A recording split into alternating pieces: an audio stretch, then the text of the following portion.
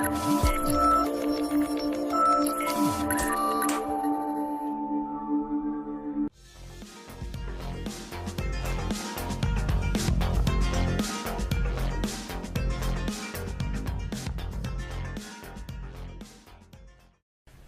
is Frank Islam, Chairman and CEO of FI Investment Group, and your host of Tonight with Frank Islam.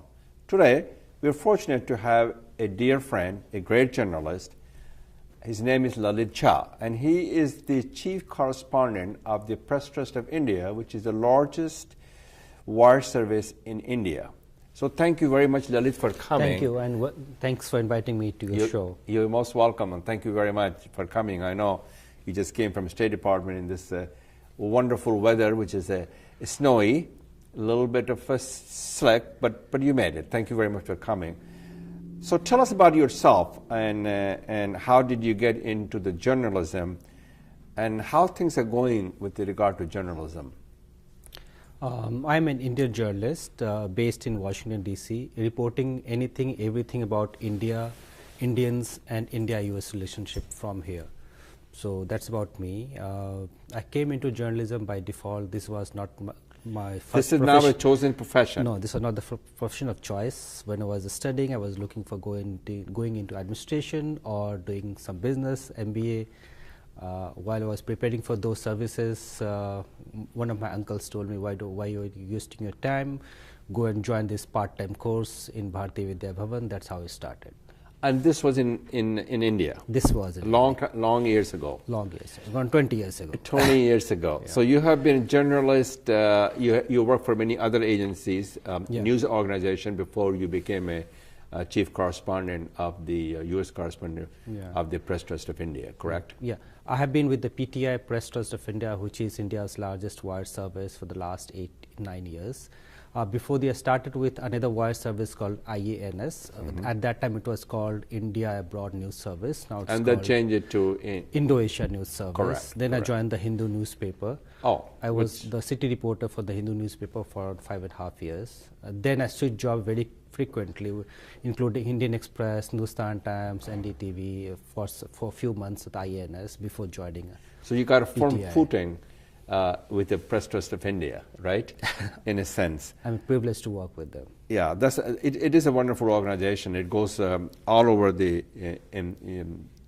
not only in India, but in South Asia, and also part of in the United States as well. So yeah, it is a national institute in a sense. It is. What I wanted to talk to you a little bit about, what's the difference between a journalism in India and the United States? Both share a common bond, and both have a shared value, which is the democracy and diversity that binds them together. What's the difference between a journalist in India and being a journalist in the United States?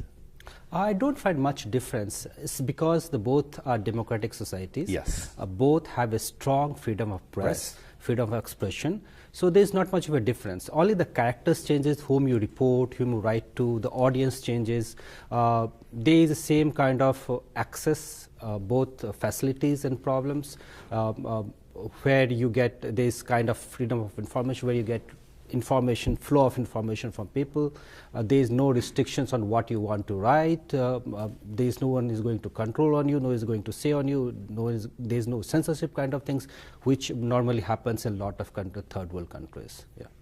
So India is the largest democracy, and India embraces and believes in freedom of press, which is the cornerstone of any democracy. And as you know, the newspaper cannot exist without the democracy, and democracy cannot exist without the newspapers, and so this is very important. How do you feel where we are in a U.S.-India relationship and where we headed, and how does it look in 2018? Yeah, if you come to 2017 and you see how the Trump administration, the new administration, has done up with the India-US relationship, I see there is a strong continuity in this, right? When 2017, it's a bipartisan support. It is a bipartisan support. You're it right. is one of the few bilateral relationships where you have, and the Trump administration has gone a step ahead. If you see a few weeks ago, India is the only country for which the Trump administration has come out with a 100-year plan. policy plan, which was addressed by Secretary Tillerson in his CSIS address before he went to India. Yeah. And he visited not too long ago. So the steps that have been taken, Prime Minister Modi came here. We have a new ambassador, which is good. The trade has been increased, which I think is now close to 80 billion a year, if I remember correctly, which is only about 10 months. Yeah. Perhaps it's more than that. And I would hope that in 10 years we have $1 trillion trade deal between India and the United States.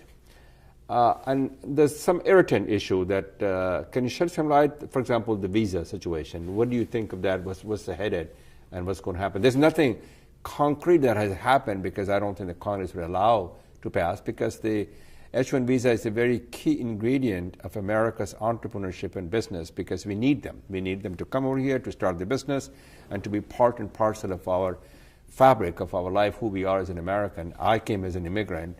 I embody the American dream. And so I am a recipient of America's kindness and generosity. What's your thoughts on that, where we are on that issue? We have to look at what the final version of that immigration policy is. They don't even have a policy in the Congress. There's nothing going on right now. Yeah, even today, President Vela was going to Quantico for the FBI address. He addressed the press at the White House itself before boarding Marine One, where he briefly talked about immigration in view of the 2 terrorist attacks which happened in New York in recent past. He talked about doing away with chain immigration and visa diversity visa. But he also talked about the merit-based immigration system. If he comes out with any policy which is based on, which gives privileges, advantages to people of merit, it's the people from India would benefit the most, right? So because they have the most talented people who come to America show to get educations and start the business, and we need them. It's very important. So you're talking about the talent pool lies in country like India. It's not the family reunion. That's what his problem is. That he doesn't believe in it. Correct? Yeah. But he has been. I'm not here to criticize the president, but he has been a recipient and drive a lot of benefits with family reunion. If it goes back to several years ago, his wife is an immigrant. His first wife and his current wife as well as the first lady. And also his mother was a Scottish immigrant, and so they came. That he has always said that he has made best use of the prevalent system where it is, right? But he wants to make changes in the system, right? What are the common interests in South Asia the U.S.-India shares in terms of the security, in terms of the defense, and in terms of other things? If you see the statements or the speeches or interviews that had come out from the senior leadership in the US or also from India, what are the common interests? A peaceful, developing South Asia, a place, a subcontinent where there is no space for terrorism or terrorists.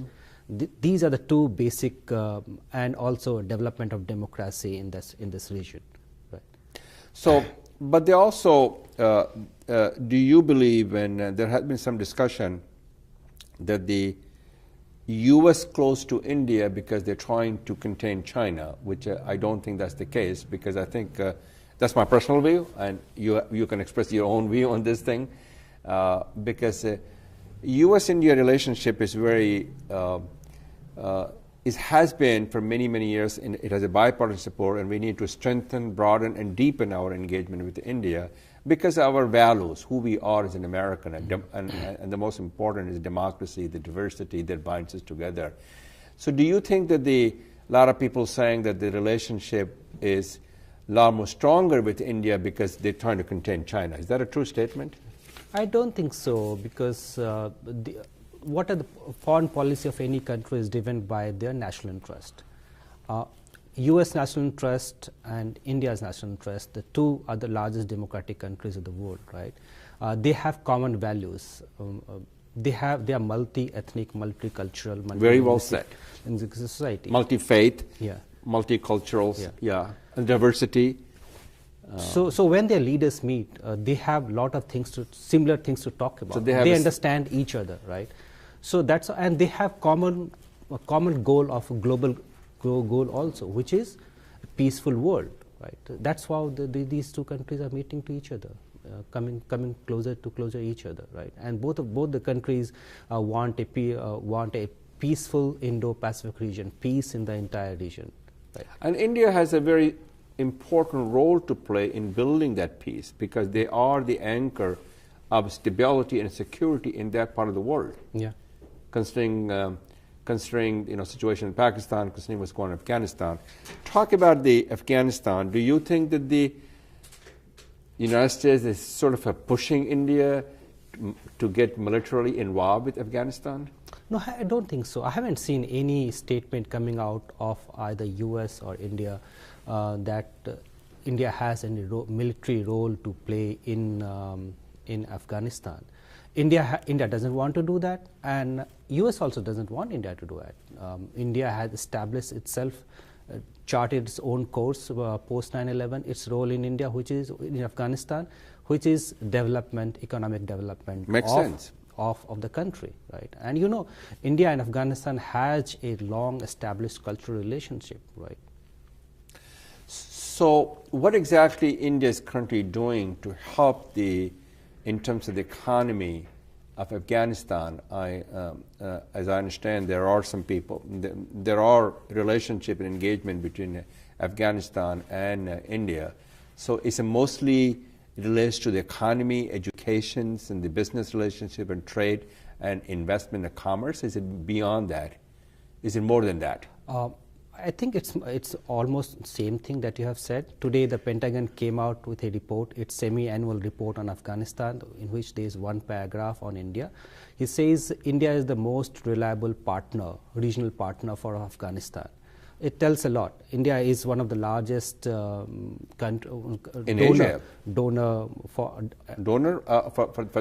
to rebuild Afghanistan. For rebuild Afghanistan, India is mostly involved in economic development, road infrastructure, but it also is involved in making Afghan forces, security forces, strengthening them, making them more capable so that they can fight up with their terrorist organizations or insurgents in a strong way.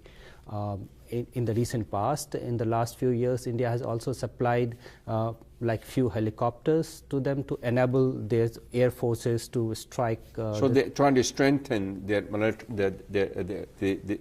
military force as well as the army and also the air force. The idea is to make Afghanistan independent and strong in itself. Sustainable. Right? Sustainable itself. And make it independent. Okay. We'll come back and in 1 minute and we'll talk a little bit more about where we are in terms of the relationship. Okay. अब आपका होगा अपना घर, सपना घर।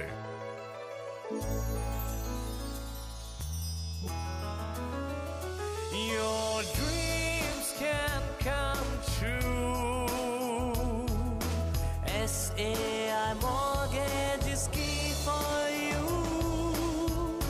अपना घर खरीदने और रीफाइनेंस करवाने के लिए SAI mortgage से राब्ता करें।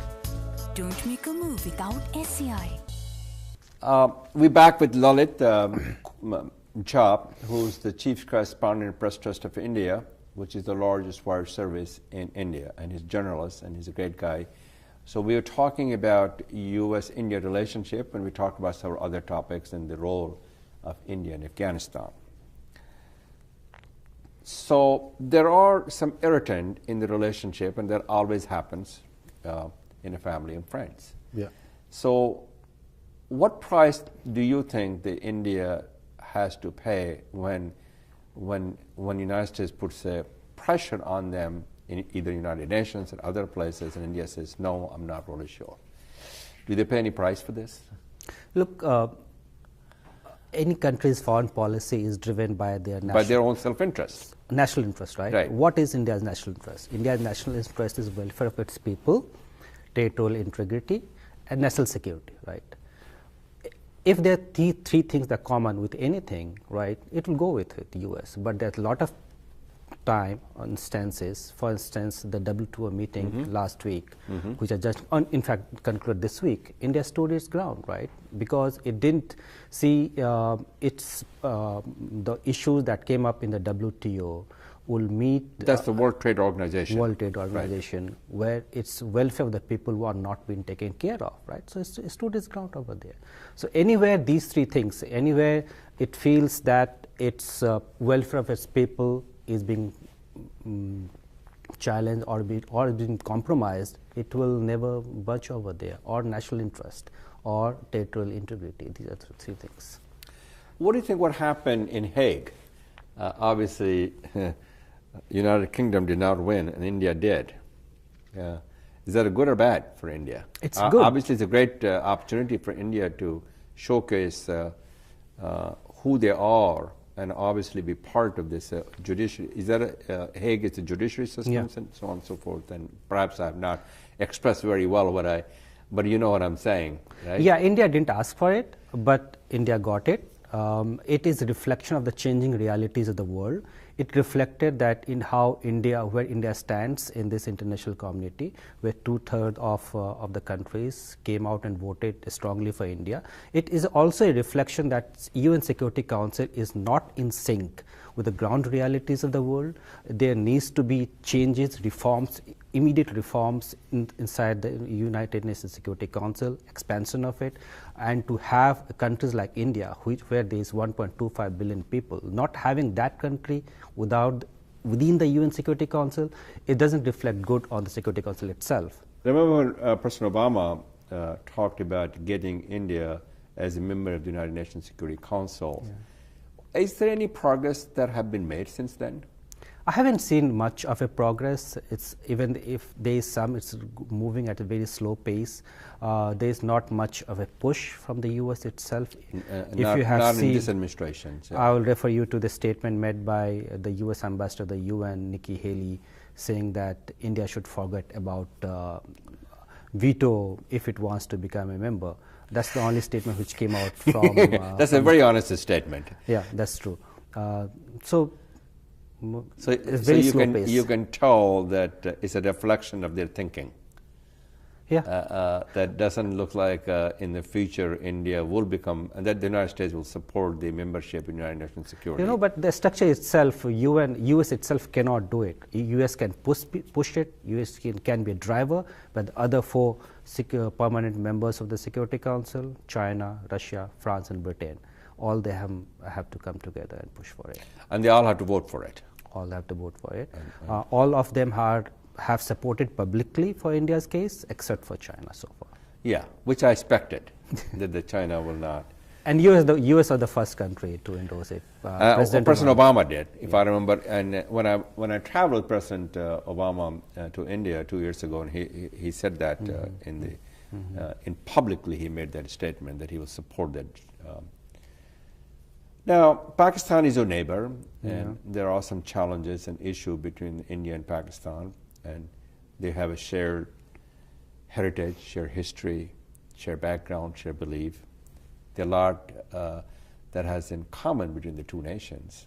We dress the same way, we eat the same things. Right? Culture, cuisine. We dance in most of Punjabis. The dialogue is no different. And so my question to you is, Lalit, where we are in the Pakistan-India relationship, where it is headed, and what needs to be done to make sure that they can work together. They have a shared goals in making sure there's a vibrant and strong relationship between the two countries. The former and not only it's the government to government, but the people to people engagement as well. See, the former Prime Minister of India, Atal Bihari Vajpayee, yes, said, he said, we can change our friends, not our neighbors. Very well said. Right. So Pakistan is our neighbor, will be our neighbor, and India. They're not going anywhere. They're going to stay there, right? Yes. And if you say since 1947 onwards, every Prime Minister, be of any government, have taken steps and measures sincerely to have friendship with Pakistan, including Prime Minister Modi. The day he was elected, he invited the leaders of all the 7 South Asian countries, and he including invited Nawaz Pakistan, Sharif also, right? yes. And he was sincere in his efforts. He invited the Pakistani delegation, investigative delegation, to come to Pathankot to investigate a test case. So India has been sincere in its friendship efforts with Pakistan. India is still ready for having talks with Pakistan, but the day there should be no terrorist camps inside Pakistan, the day there is nothing, India is always ready to talk with Pakistan. What about the issue The ball of lies the in the court of Kashmir? Pakistan. What about the issue of Kashmir? I think that's a sort of a cancer that has been growing since the partition, right? And the Pakistan will bring up the issue. And first of all, I'm not really sure where it is headed in that issue. It has been going on for 70 years, right? Yeah. So my question is, you see brighter horizon between the two countries working together? Working together is in terms of the promoting commerce, trade and investment and people-to-people engagement, easing the visa situations of people, their family and friends can visit. Do you see something in that direction, that we see a brighter horizon? Yes, there is indeed. There's only one irritant in that, right? Let destroy all the terrorist camps. Don't use terrorists as a state policy to with your neighbors, both Afghanistan and India. The day it is over, sky is the limit for this relationship. Have they made any progress in terms of the reducing the terrorism in Pakistan to make, first of all, the terrorism is bad for whether it's Pakistan or Afghanistan or anybody else. That's a wrong thing to do. It's a violent, and violence breeds violence. So, and having a safe haven for terrorism is a completely unjustified, wrong thing to do for their people and for the whole world. Do you think there has been progress in that direction? I'm not an expert. I'm not an expert in the area, but I'll refer you to the report that has come out from the Pentagon today itself this morning. What does this report say? The report says there continues to exist terrorist safe havens inside Pakistan. The establishment continues to have relationship with terrorist organizations like Haqqani Network. And for the first time, this report has been coming out every 6 months for the last 10 years. For the first time, Pentagon is saying on record that we are ready for unilateral actions if there is divergence of views on fight against terrorism with Pakistan. It means a lot. So that's what the driving and the relationship, easing the relationship and the tension between the two nations, India and Pakistan. And I think that's the only major irritant. That's the major irritant. Yeah. Okay. The day it is over, the sky is the limit, as I said. The sky is the limit. We are talking to Lalit Cha, who's the chief correspondent and a great journalist from Press Trust of India. We'll be right back. अब आपका होगा अपना घर, सपना घर।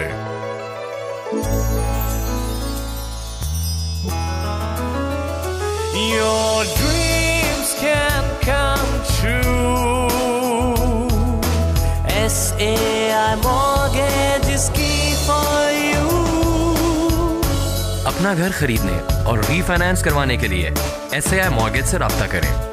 Don't make a move without SAI. So we're back with Lalit Cha, who's the chief correspondent of Press Trust of India in the United States. So Lalit, thank you very much. India is the largest buyer, one of the largest buyer of the defense in equipments and the arsenals and so on and so forth in the United States. The United States is in the business of making money, and obviously they do the same thing Saudi Arabia and other Gulf countries. The United States does that. So do you think that there's a little bit irritant as far as the Beijing, as far as China is concerned, as far as the Pakistan is concerned, to them? There is they feel that all the money, all the defense things are going to India rather than to them. I'll come to China and Pakistan later on, but let's come to India-US defense relationship. Yes. In the last 10 years, 1 decade, India has bought equipments from the US worth more than $15 billion, and it's going to increase multiple times. Continue. Yeah, you're right. Multiple times in the next few years, next decades. This is in fact a reflection of the growing relationship between India and US, the two largest democratic countries in the world. And when you see India's defense posture, it's always defensive in nature. It's not an aggressive in nature.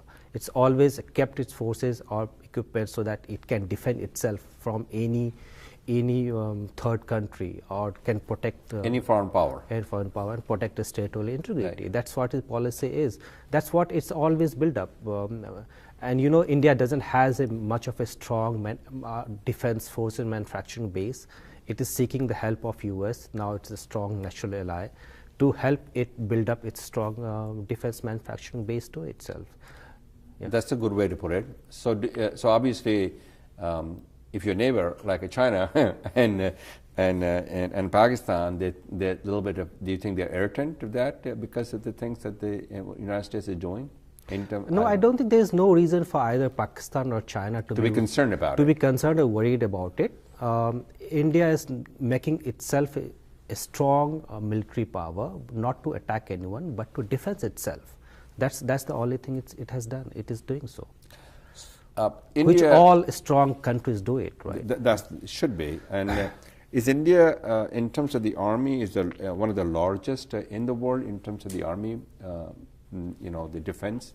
They have a lot of people in the army that they. It is one of the largest. That's not, what I heard. Not the top one, but it comes. I don't have the exact figures, but it's one of the top 5. I wanted to ask you a question, which is sort of a near and dear to me. I am Indian. I love. I was born in India. I care deeply about India. I also am an Indian American, and I strongly believe that the India diaspora community has been very strong, vibrant, and has done a lot with. If you remember the. U.S.-India nuclear deals, and they have been an active participant in talking to the Congress and trying to work out the arrangements, which is a wonderful thing to do. My question to you is, what the message do you have as a reporter of the largest newspaper or the wire service from India for the India diaspora community to, in terms of the continue to be engaged and continue to make sure their voices are heard of India, make sure that what they should do to support India, not just working with the politicians over here, but in terms of the business, the commerce, the investment, and bringing the students here to go to school and so on and so forth. No, the Indian diaspora is in fact the driver of relationship between the 2 largest democratic countries of the world, India and the United States. It's the model for people to imitate. Yeah. Well, the Israelis have done a good job as well. Yeah. So, but there's a little bit difference between the Israelis community and the Indian.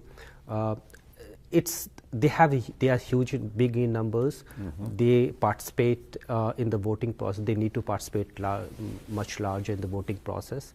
If you see in the last few years, large number of Indian Americans are contesting elections, mm-hmm. winning. We have 3 Congress people, 3 people of Indian origin in the House, and 1 is in Senate. Even she's half, but she's still Indian. Yeah. So my thing is, just keep doing the good job that the Indian Americans have been doing it in strengthening the relationship, in increasing the people-to-people contact, and help the 2 countries make this world peaceful and prosperous. Okay, so that's a wonderful message to the Indian diaspora communities. What about the investing in India? For example, as you know, that I have a scholarship program for the Indian Generalist to come over here, so so that they can learn some of the things what we're doing in the United States and take it back. And so we do that. And there's a lot of Indian American people have endowed chairs in the scholarship program, and in terms of the trying to strengthen and deepen the relationship between U.S. and India. What other things do you think that the Indian diaspora community should do in addition to that? They're doing a good job. What else they should do? Yeah, as the Prime Minister said, in his he has come here a couple of times, and every time he has asked Indian Americans to convince, every Indian American should convince at least 5 Americans to travel to India. That's boost India's tourism, boost India's economy, and help US citizens to understand better how a democratic country of 1.25 million are thriving 1.25 billion. billion Right. thriving there in India. Okay, so that's so promote the tourism, promote the industry to go people visit. Yeah. It's the ancient culture of the world. Yeah. And they need to understand what India civilization is. The ancient civilization. Civilization came from the banks of the Indus River, Ganges, and also the Nile in Egypt. That's where the civilization came from. So they are cradle of civilization. And so that's Pakistan is part of it. Of this whole South Asian continent is. There's no question about it. It's just now the Pakistan, Afghanistan has been cradle of civilization as well. And you ask them to visit. So that's a good point. What else they should do? Invest in India. Invest in India. India has a huge talent of entrepreneurs. And especially in infrastructure, which is something the Prime Minister has been talking India about. has a huge talent of entrepreneurs. They don't. Many of them don't have the money to start up the business. Okay. Very good. So invest in startups. Very good point. Invest in infrastructure. Send tourists over there.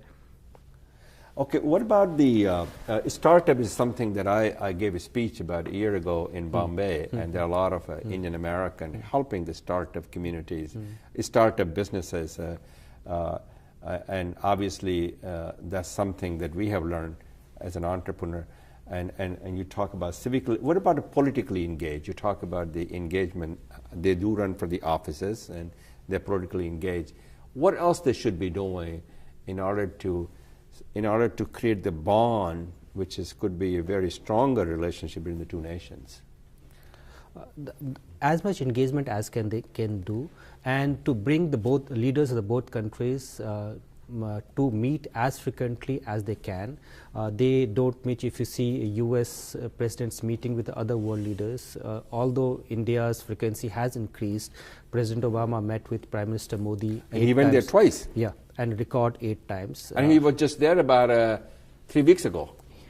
Yes. President Obama. Yes. And President Trump has met, Prime Minister Modi have met twice. But I think the frequency of these two leaders meeting should increase much. Okay. There should be more greater interaction, a high-level interaction between the two countries. Before I close this conversation, one of my favorite topic of discussion that the Indian diaspora community can do is to promote the woman entrepreneurship in India.